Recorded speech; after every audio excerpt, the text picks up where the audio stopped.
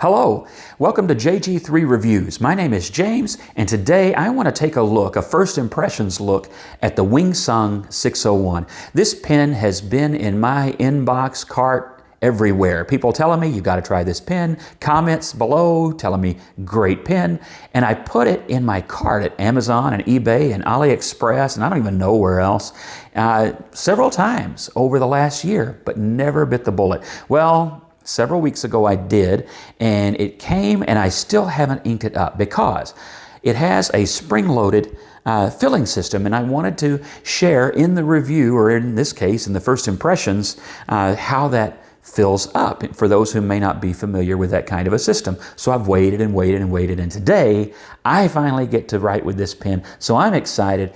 And I'm going to take you along on this little journey. So let's flip that camera and take a closer look at the Wingsung 601.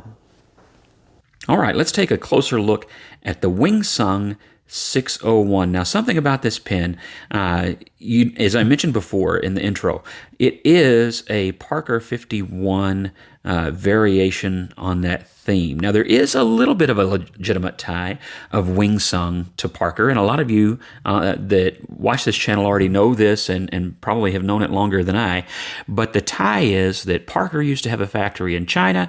They left that machinery behind. I think the connection here is actually through Hero, which is Wingsung and Hero are part of the same company, and so they are still able to use that old machinery, and I'm sure they've updated some things, but that's the tie-in, is that Parker gifted that factory, just left it behind and said, y'all have fun with that, and so they're still having fun with that.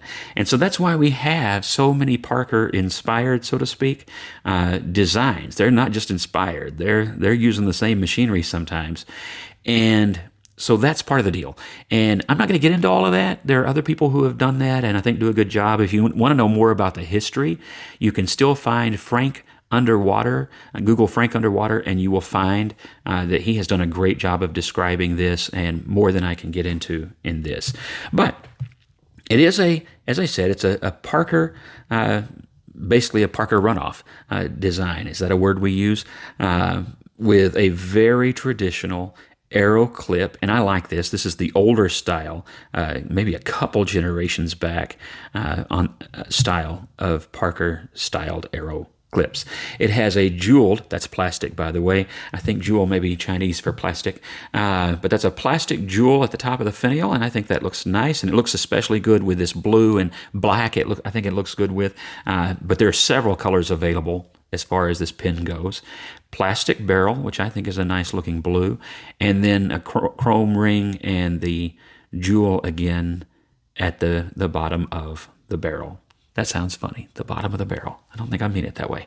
Anyway, stainless steel cap, very nicely made. This is a well-made pen, even though I haven't gotten to use it. I have looked at it, examined it, and I'm impressed with how it's made, so I'm curious as to how it writes. But so far, my first impressions are good. Let's take the cap off and look closer. This one is a hooded nib. There is also a Wingsung 601A, which has an entirely different style nib, and I've never had one, so I can't tell you about it. I've read really mixed reviews on the nib, even though the pen made really well.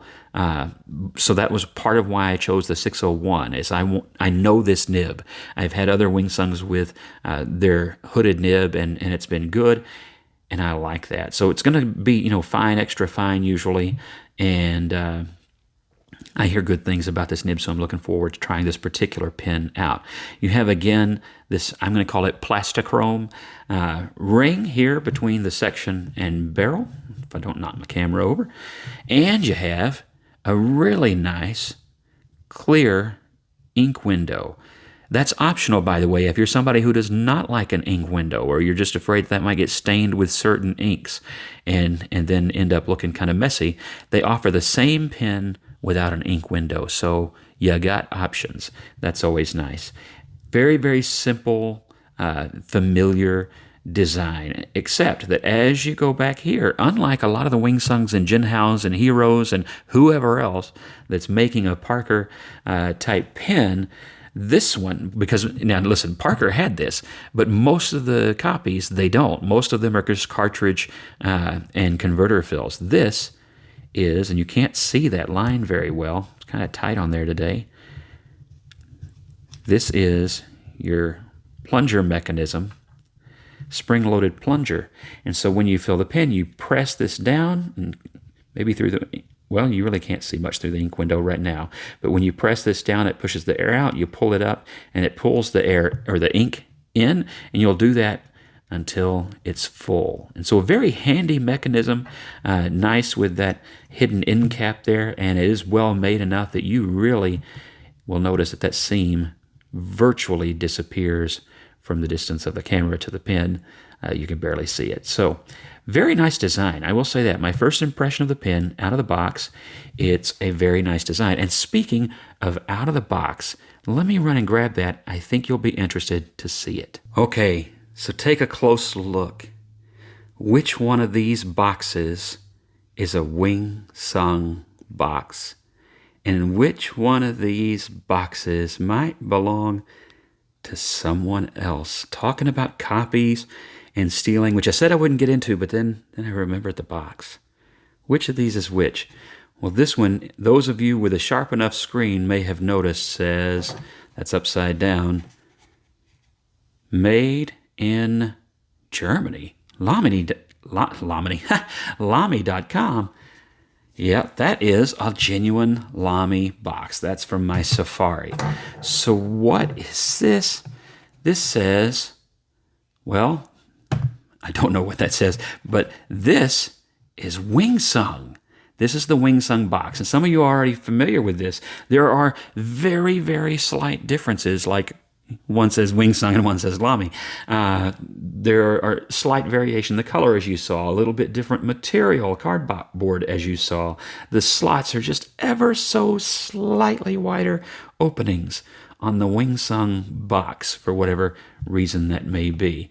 But yeah, they totally swiped the Lamy box to sell. And that's kind of funny because when you think about what a Lamy looks like coming out of this box, they're a really good fit. But this pen in this box, it looks out of place, aside from the fact that that ain't their box design. You know what I mean? So anyway, in that you will get your normal instructions. You will get the silicone grease for the piston, since it is a piston filler pen.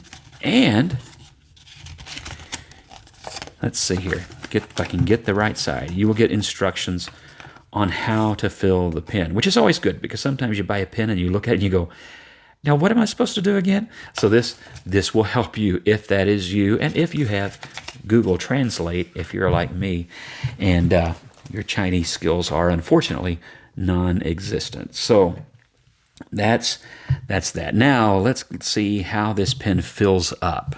All right, so today I'm going to fill this pen up, and this is with Goulet's exclusive Noodler's ink, Liberty's Elysium. So really beautiful blue. I've only put it in one other pen so far since I got it because I haven't had this bottle very long, but it is a really nice blue. And since I'm reviewing a Chinese pen today and my next review will be a Soviet pen, I kind of feel like I need to reinforce where I'm really coming from with the ink. Read the label when you get a bottle if you don't understand what I mean.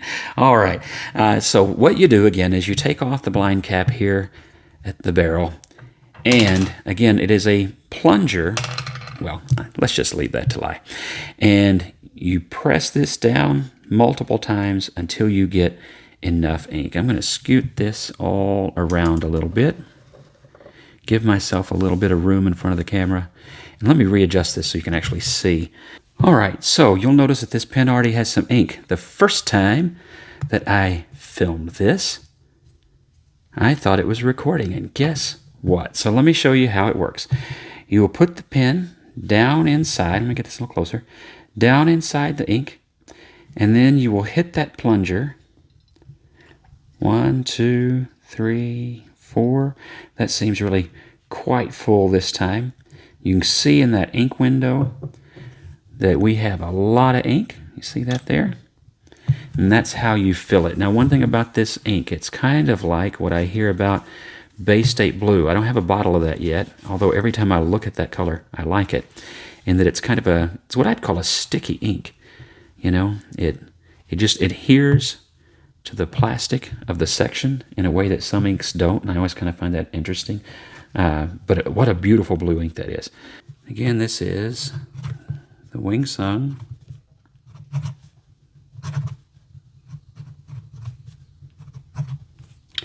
.601. I believe this is the fine nib. I think you can get it in fine and extra fine if I remember correctly. This is Noodler's.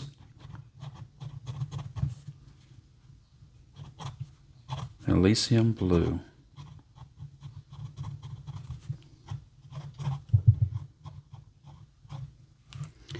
Now this is, again, a Goulet exclusive. So I'm going to put Goulet down there in case you are looking at this and wondering where you can find that.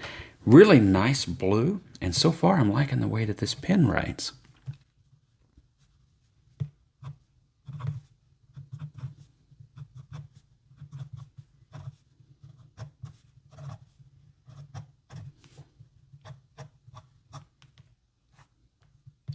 That's drier than I would have thought based on how vibrant that line is, and that may be a function of the ink.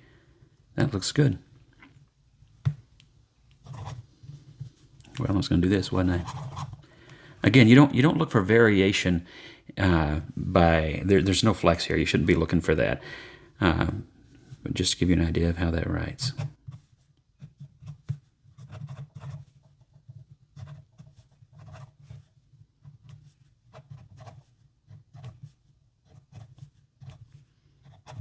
Kind of funny, you write with a fountain pen a little bit more with your arm than just the hand. That makes every now and then the desk shake a little bit, so you may be hearing that.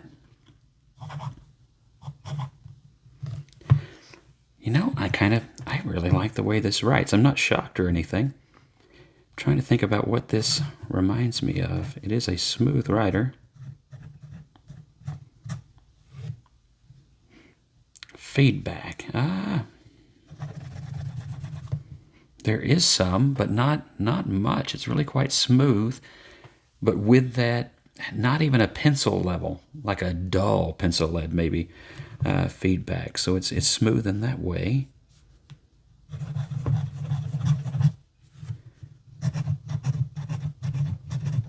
Yeah, I like that. You can hear it some, and that's partly this paper, which has just a little bit of noise.